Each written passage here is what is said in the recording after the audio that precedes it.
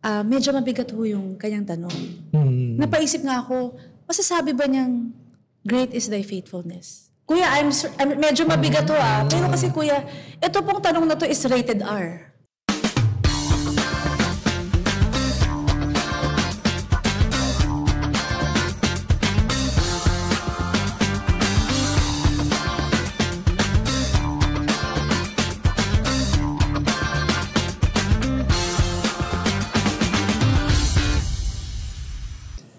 Kamusta po ang bawat isa? Yan, pinagpalang araw po sa bawat isa at maging sa mga lahat ng mga taga-subaybay po natin. Magandang araw kay Erwin, magandang araw Tati Tosca.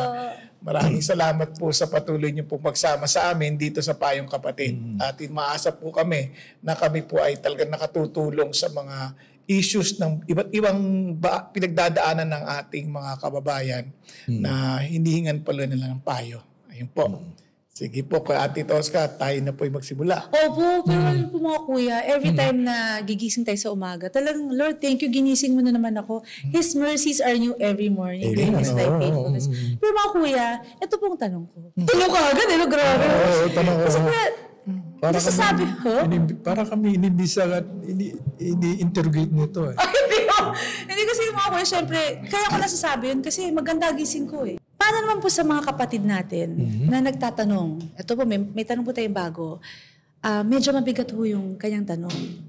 Napaisip nga ako, masasabi ba niyang great is thy faithfulness? Kuya, medyo mabigat ho pero kasi kuya, ito pong tanong na to is rated R. Rated R. Alam niyo po kung bakit rated R? Bakit? Rated rape. Rape? Talagang mabigat yun. Hindi ho to biro, mga kuya. Criminal ho ito. At ang matindi ho, ito, babasahin ko ng tanong, okay na ho ba? Kumbaga kuya, syempre, I know God is good. Kumbaga ako kung ilalagay ko yung sarili ko dun sa, lalo kung ako yung biktima, paano ko masasabi sa sarili ko? Paano ko i-convince sa sarili ko mabuti ang Diyos? If I was at the receiving end of that crime.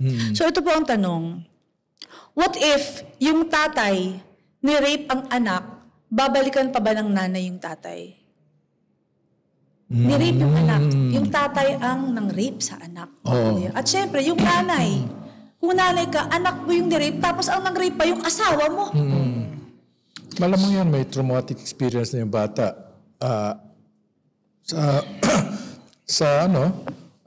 Kadalasan, ayaw na niya makikita o makasama yung tatay. Ganun yan eh. Tsaka criminal case yan. Tulad na sabi ni Kuya Bong. Criminal case, dapat ang first course of action ng nanay, mag-file siya ng criminal case. Pablatter niya yung kanyang asawa na nang-rape sa anak. Tama. Kasi unang-una, alam mo, ang daming factor na dapat mong titignan dyan eh. Bago pa isipin mo yung babalik or whatever, ang iniisip mo una-una, ano kaya naging epekto nito sa anak ko? Diba? Kasi parang violation ng trust ito eh. Yes. Diba? Correct. So, yung kailangan ng protection para sa bata in terms of yung anong effect sa kanya emotionally, mentally, diba? Tapos talagang na parang ang bigat nun na pinagdadaanan niya. So ang una nating pag-isipan is how can we ensure yung immediate safety ng bata. Diba? Yung para, kunyari kung kailangan ba itong dumaan sa counseling, dumaan sa kaya yun, kailangan nating matingnan yun. Tapos, yung lalaki naman, kailangan talaga maisuplong yun. Kasi krimen yun eh. Diba? Hindi pa pwedeng isipin mo, hindi lang basta ordinaryong krimen yun. Sa Bible, ang tawag dyan karumal-dumal. Diba? Kasi biro mo, sarili mong anak. Ba't mo naman gagahasain yung ganon? Kaya titingnan mo ano yung medical attention na kailangan mong i-extend dun sa bata. Kasi yun nga tulad na sabi sa'yo, dahil maraming posibleng effect yun eh. Maraming effect yun sa isip, sa sa kanyang emosyon, di ba? Pati spiritual nun madadamay. Kaya kailangan siyang mabigyan ng yung nararapat na counseling, no? Counseling. Mabigat yung Tapos siyempre, mga tanong nun, ano yung hustisya? Ano yung hustisya para laban sa ginawa ng tatay? Siyempre, may galit din yun eh. May galit din yun. So lahat yun, talagang bibigyan mo ng, ng atensyon. Kaya mabigat po ito. Hindi ito biro. Kaya I feel sorry for the, for the child na, na nalabas ng ganito. Mahirap po kasi, syempre, pag tatay mo, yun yung magpo-protect sa'yo eh. Tama. Diba po? Pero bakit yung taong iniisip mo magpo-protect sa'yo, yung pa ang mananakit sa'yo at mag-violate sa'yo. At pwede po kaya na yung bata biglang magtampo rin sa Diyos. Para ano bang klaseng buhay ito? Pero yung tatay ko ang nanakit sa akin. Di ba po? Kaya nga talagang dapat yun, kakaunsilan talaga na mabuti. Kasi, may long-term na healing yan. Hindi yan madali. At saka tama ka, may epekto yan sa relasyon sa Diyos. Kasi tatay niya siyempre ang tawag niya, Father, ang Diyos din, Ama natin di ba? So magkakaroon siya ng malaking disconnect doon sa Kaya lang talaga, sabi ni Kuya Bong, may healing yan maayos. Minsan po mga kuya, may pagkakataon din na yung ibang nanay, pero hindi ko sabi lahat, but may mga instances po na dahil masyado niyang mahal ang kanyang asawa, parang pinipikit na lang niya yung kanyang mata na kunwari wala siyang alam, pero alam niyang nangyayari yung krimen na yun para lang hindi sila maghiwalay ng asawa niya at the expense of the child. Isa may ganun po Totoo yan. Pero maling-mali yun. Maling-mali yun. Kasi, hindi mo alam kung anong sinira mo na yung kinabukasan ng bata. Tsaka, meron pang mga iba nagsusumbong yung mga anak, no? Tapos hindi sinasabi sa nanay, tapos hindi naniniwala. Hindi naniniwala. Maraming gano'n. Naniniwala. At meron nga ako nalaman, bali yung bata, nagpunta sa ospital. Tapos sabi ng doktor, chinecheck niya kasi bata pa, mga 14 lang, ganun. Tapos, 13 lang ata. Sabi ganun kasi 13, nag-regla parang sabi niya, hindi lang bloated ang tiyan mo. Sabi ng doktor, pa-check mo nga yan, pina-pregnancy test. Buntis nga. Hindi alam ng batang buntis siya. Tapos sabi ng bata, paano ka nabuntis? Wala namang boyfriend. Yun, umamin na yung tatay niya, ginahasa rin siya. Tapos, yung ate pala, galit na galit yung ate, no?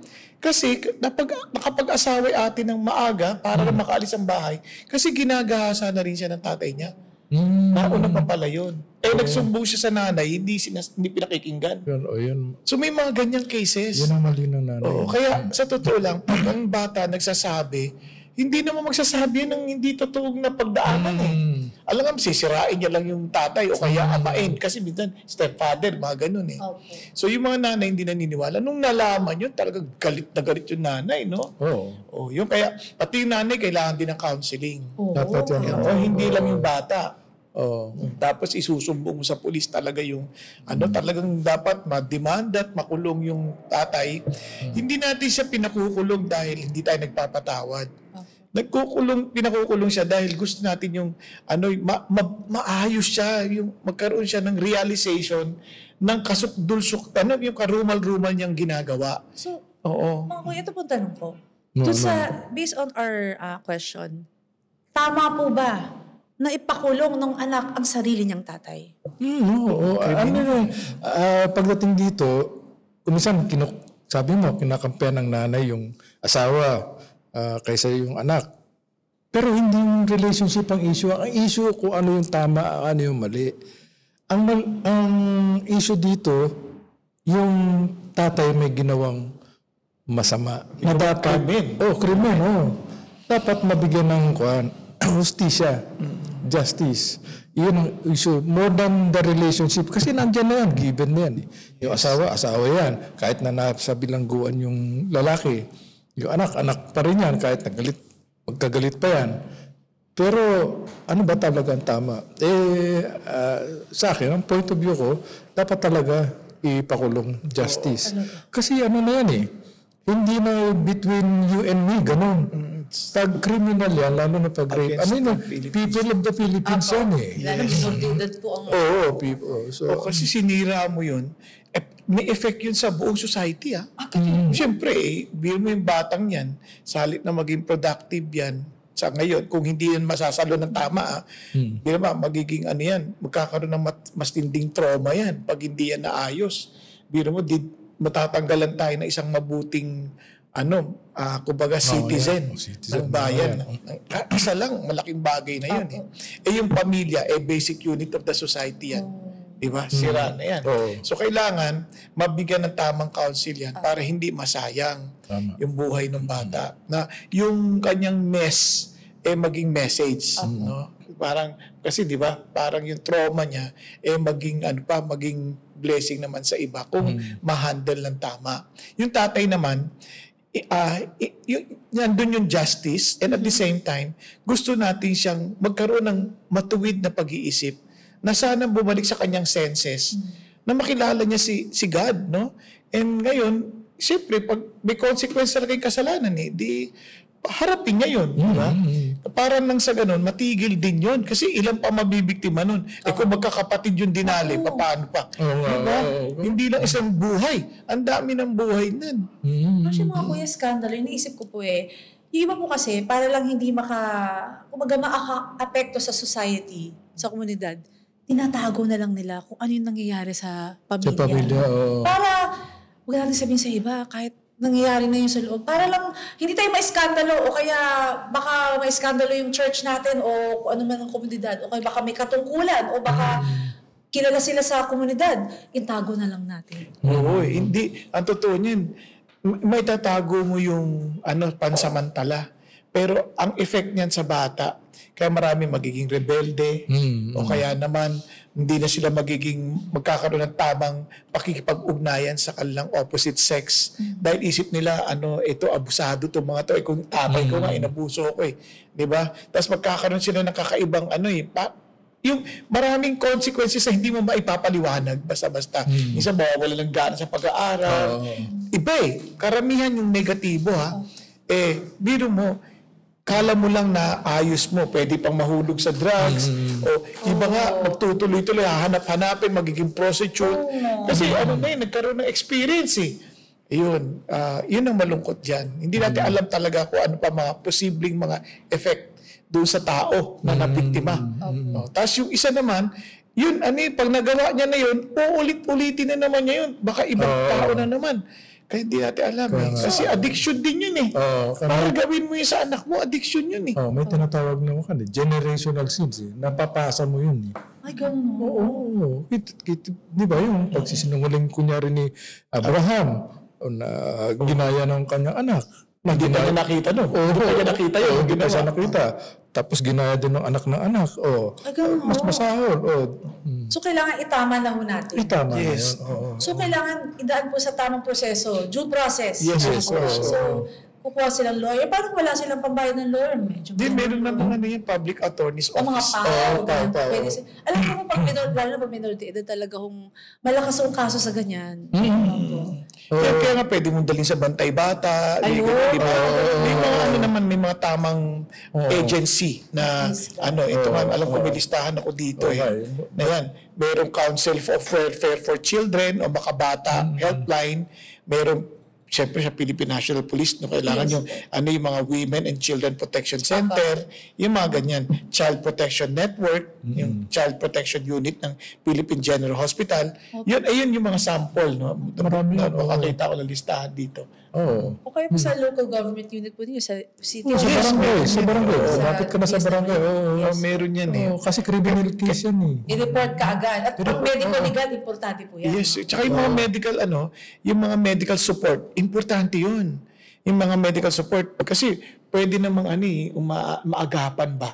Na, lalo na sa mga, yung mga tungkol sa mental, mga ganon. Kaya meron yung tabla, Hospital of Child Protection Units ng Metro Manila, Shelter or Crisis Center. Yan pwede lang puntahan. So, maraming mga bagay na dapat matulungan talaga sila.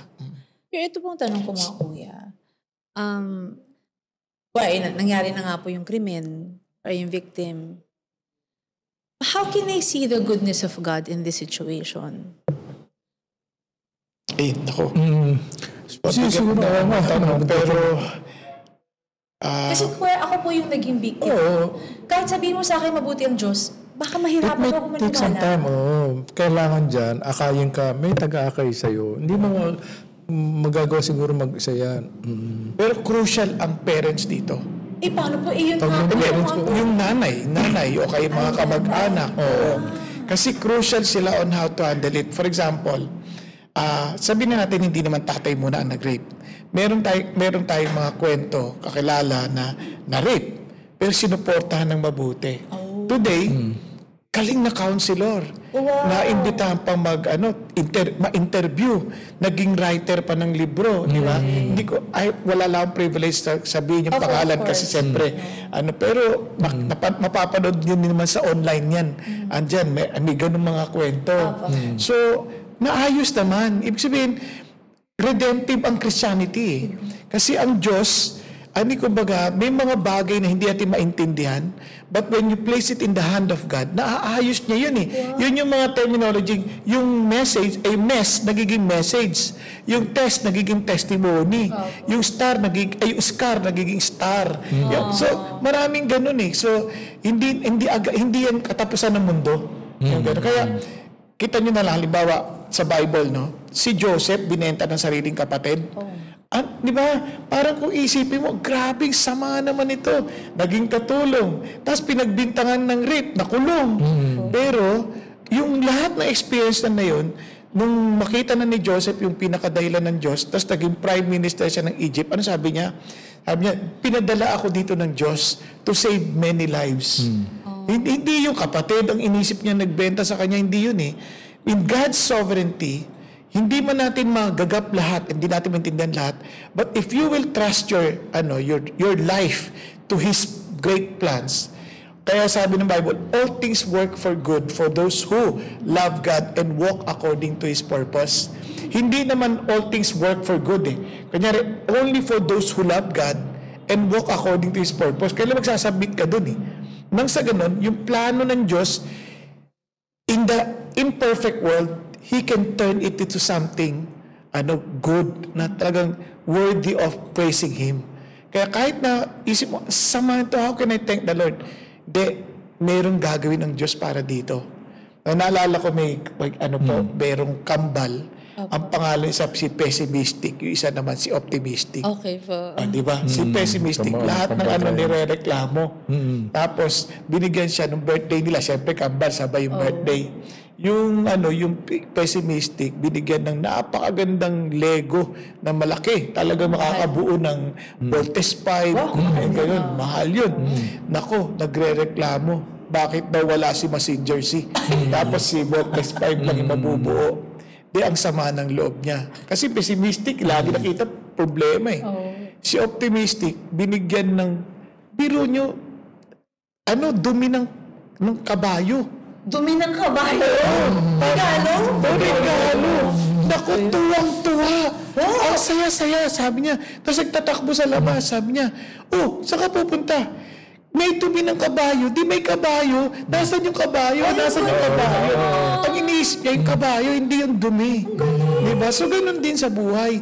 May nangyaring ganito, merong gagawin ang Diyos na mas malawak. Hindi mo alam . Nice. Pwedeng ikaw ay maging doktor na magpapayo o kaya magtuturo sa mga taong ganito na magkakaroon ng gantong magiging biktima ng gantong mga sitwasyon.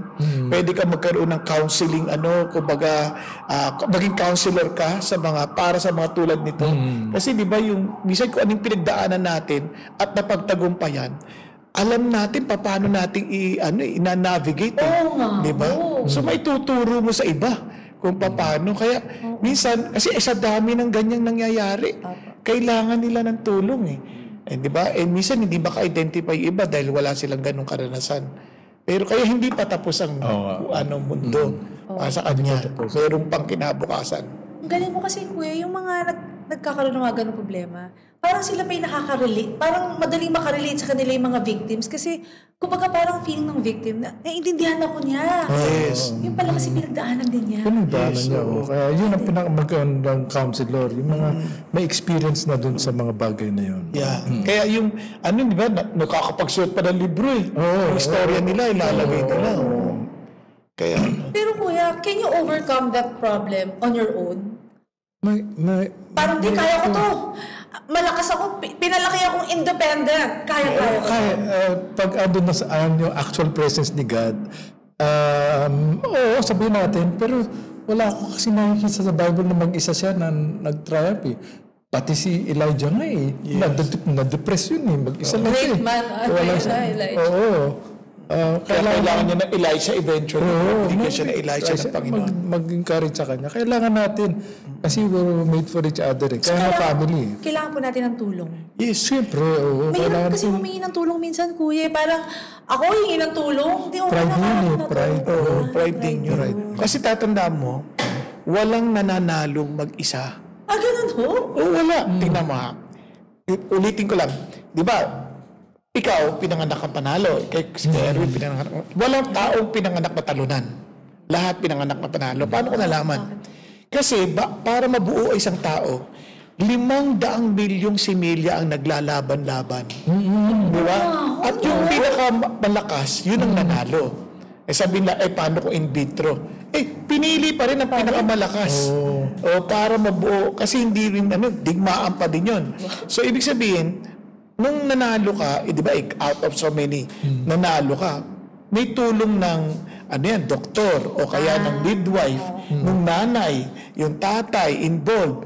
Lahat yan kasama. Tapos paglabas mo, may mga nurse, o kompleto yan o di ba, tinulungan ka. So, ganun din, kahit mapa-in vitro yan, ganun din, tinulungan ka ng doktor, tinulungan ka ng mga gumawa at nag-invento ng mga machines, di ba? So, walang nananalo mag-isa. Kahit si Manny Pacquiao sa boxing, may coach yan, mayroong trainer yan. May kasama yan. Yes. So, hindi siya pwedeng manalong mag-isa. Kailangan, team yan. Siyempre, kasama rin si Madam Jinky. Ako, nagsisimig lang mag-isa. Imik na ako. Biglang sinipa ako. Hindi ako nanalo. Ang galing! Pinasalamatan yung sumipa sa inyo. Di ba? Kahit naman, sabi natin, ikaw lang nag-training on your own sa pagsiswimming. Tapos nanalo ka. Paano yun? Di ako lang mag-isa. Hindi. Before you got into that, somebody inspired you. Merong nauna sa'yo na nag-inspira, ako gusto ko sumali dyan, gusto ko rin yan. Di ba?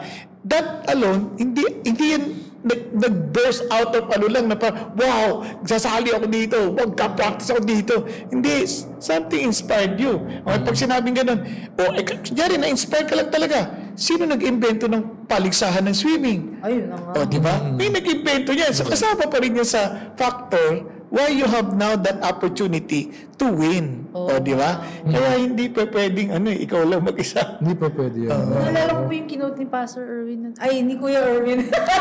yung No Man is an Island po ba yun? No Man is an Island. Matagal na yun. Matagal na yun. Mga 600 years ago, pero kinakanta pa rin natin. No Man is an Island. So is it true that there's nothing new under the sun? Wala, kasi nung nilikha pa lang ng Diyos ang tao, sinabi niya na it's not good for a man to be alone. No Man is an Island. Kaya, pag meron na kayong hero, sabihan niyo ko na. No Man is an Island. Kasi yung ganda na yung picture na yun, yung parang it's not good for a man to be alone. Can you imagine? Maganda yung environment ni Adan. Kompleto. Hardin. May mga hayop. Ganda ng environment niya. Almost perfect. Kasi wala pang sin nun. Diba? Pero, sabi ng Lord, it's not good for a man to be alone. In that He created a woman to be self-made. Kasi mahirap ang buhay na walang problema. Ay, joke lang. Hindi, totoo yan. Kaya pala may usawa ka. Hindi kasi may problema ako, kailangan ko ng tulong. Ayun. Binigyan ako ng asawa. Ayun, layo na. May tanong po connected po dito kasi Ganon din po. Actually, itago na lang po natin sa pangalang ate. Ayan. May nagtanong, si ate po, meron siyang kapatid na lalaki. Yung kapatid niyang lalaki, nagkaroon ng girlfriend. Ngayon po, yung girlfriend niya, kasalukuyang may asawa. Pero yun nga po, ganon din po, yung asawa, may anak sila yung girlfriend, kasi yung asawa niya. Ni-rape din nung tatay yung anak nila. Kaya siya nakipaghiwalay. Ngayon, yun na, may bago na siyang boyfriend. So, ang tanong po ni ate, ganito. Alam daw niya na hindi tama yung pagsasama, pero is it possible? Kasi ayaw balikan yung asawa niyang rapist ng... Is there any way daw po na maging legal ang kanilang pagsasama? Yung kapatid ni ate, kasi nung girlfriend ng kapatid. Okay. Una-una, wala pang illegal dun Boyfriend pa lang. Boyfriend pa lang yun. Ano pa lang, kumbaga may relationship pa lang na mag-girlfriend. Pero may asawa po yun. Wala pang legal, in a sense, wala pang law. Ang law napapasok pag kinasal na Diba? Wala pang law involved. Pero in terms of morality, siyempre, meron ng involvement emotionally yung tao. Ngayon ang tanong, bakit kung na-rape talaga yung asawa, ng asawa, yung anak bakit nakalaya pa yan? Nagtatago daw po. Nagtatago. Yun. Kung nagtatago, siyempre dapat yun. Una niyang asikasuhin, tapusin niya na muna yung kaso. Kawawa yung anak Yung anak kasi dapat iniisip niya na yun. Kasi hindi mo pa alam, nakikipag-relationship ka na. Yung anak mo, hindi pa natin alam kung ayos na. Pangalawa, kaya titiyakin mo na ngayon na itong magiging stepfather din ng mga anak mo, hindi rin magagasa tulad ng iba, di ba? More than that issue of legality. Ngayon, magandang matapos muna yung isang problema bago pumasok ng isang sitwasyon na hindi ka pa sigurado kung anong pwedeng mangyari. Ayun. Kaya, ang pinakamabuti nun, ilapit niya sa barangay muna. Ayusin mo niya yung mga ganong legal. Kasi legal aspect yun na kailangan i-address Ibig sabihin, beyond na siya, higit na sa kanya yan hindi na lang hindi na family matter to, it's a justice matter. So, tanong po kayo, kunwari po naayos na. Kumbaga, napakulong na yung rapist, yung tatay ng bata. So, nakulong na. Tapos, aayusin, pwede mo bang mag-annulment yun? Grounds for annulment kasi, di ba psychologically incapacitated, bakit mo nare-rape yung anak mo? Ano ka ba? Parang but there's something wrong with your Pero di ba sabi po sa Bible, God hates divorce, di ba? Pinagtatanong na yan. Ayun nga, pero hindi. Pero tinan mo, although, may exception clause diba?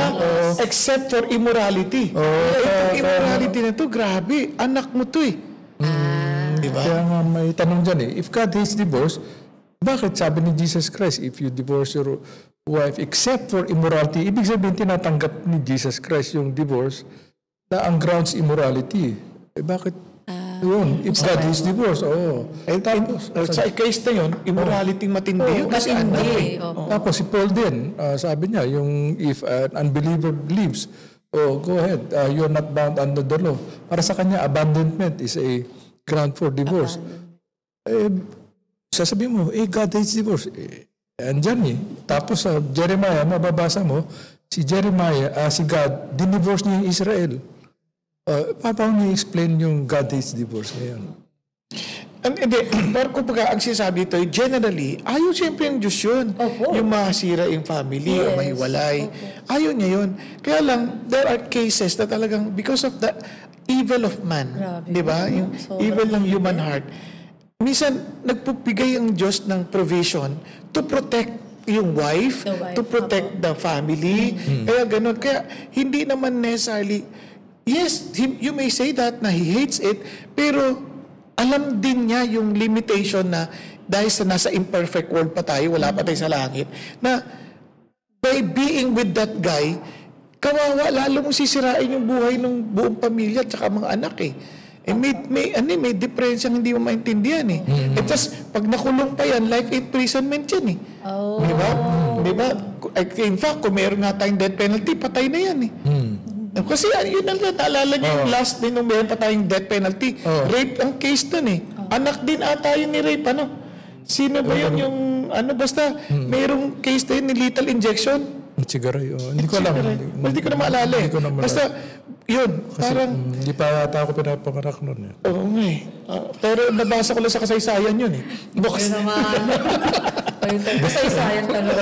Kasaysayan. Pero what I'm trying to say, kung yun ang talaga kaya lang, ang magiging dito, ang challenge dito talaga, kahit kami, kaya wala pa kaming definite pag-aaralan pa kumbaga kung aaralin pa yung sitwasyon. Kanya sa case sa CCF, inaaral pa ng elders kapag talagang ground kung pwede, no? For example, nabigyan ng parol kasi bait. In 7 years. Nagbago.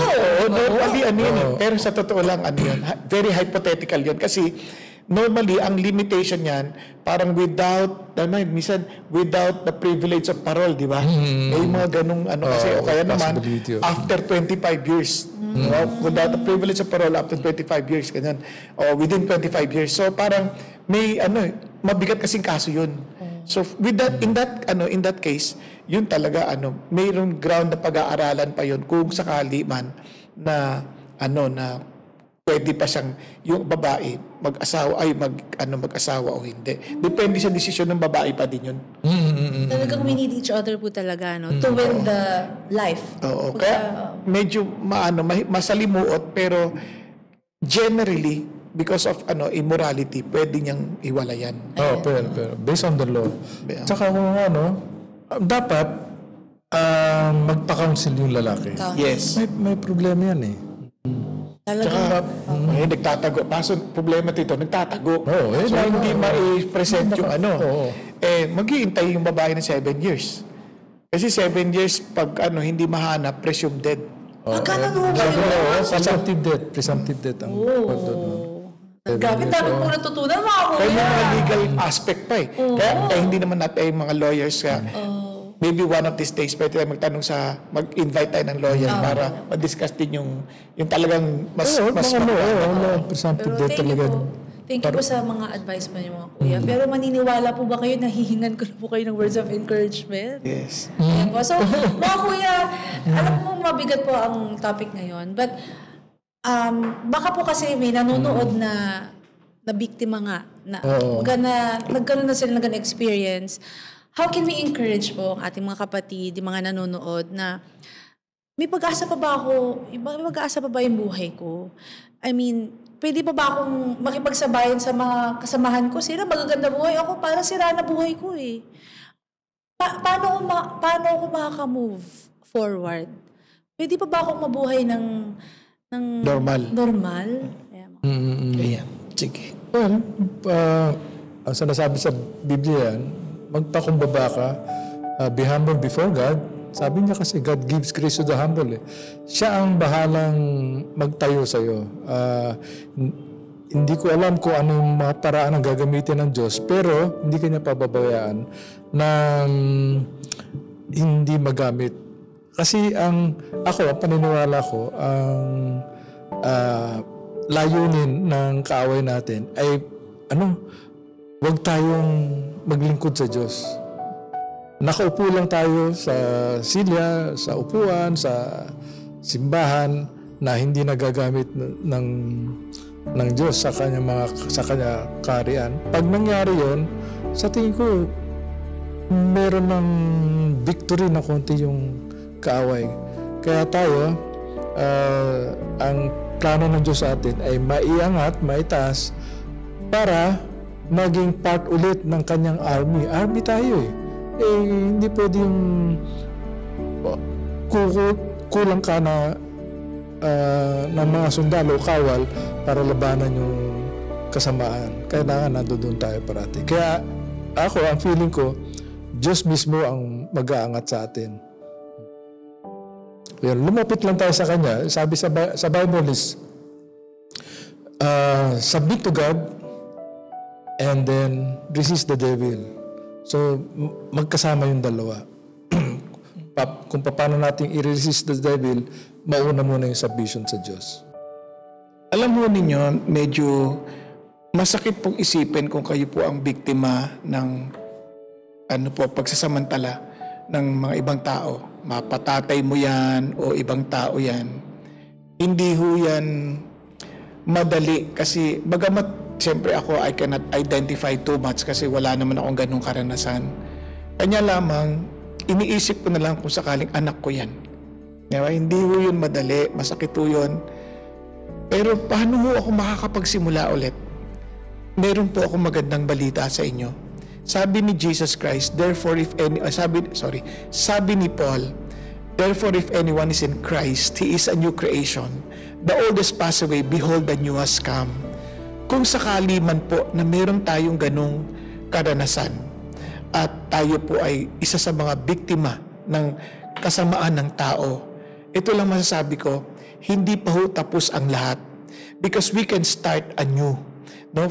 Kasi ang Diyos natin ay napaka-makapangyarihan kung kaya't kaya niya pong magbigay ng bagong simulain. Kaya sabi nga, kaya napakagandang paalala yun, makipag-isa ka kay Kristo ay bago ka nang nilang. Sabi niya, tingnan mo, wala na yung nakaraan. Ito na yung bago. Parang God is doing something new.